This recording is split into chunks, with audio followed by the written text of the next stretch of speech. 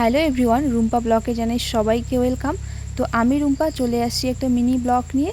তো এটা হচ্ছে ফরেস্টের মাঝখান দিয়ে যাচ্ছি। তো যেতে যেতে দেখলাম বাদর বের হয়ে গেছে। তো ভালো করে দেখাতে পারিনি, ক্যামেরাটা ভালো করে করতে পারিনি। তো যখনই ক্যামেরা অন করে দিয়েছি বাদরগুলো ফরেস্টের মাঝখানে মানে ভিতরে ঢুকে গেছে। তো বলতে বলতে প্রায় চলেই এলাম ধূপগুড়ি বাস স্ট্যান্ড। আর আজকে কিন্তু বৃষ্টি হচ্ছে। তো এরকম ঠান্ডা ঠান্ডা ওয়েদারে ঘুরতে বেশ ভালোই লাগে। তো বাসে উঠে গেলাম। তো চলো আমি কোথায় যাচ্ছি সেটা দেখতে হলে ভিডিওটা কন্টিনিউ করতে হবে। তো বলতে বলতে প্রায় আমি জলপাইগুড়ি চলে এলাম। আমি আর মা যাচ্ছি আমার মামার বাড়ি। তো চলো যাওয়া যাক।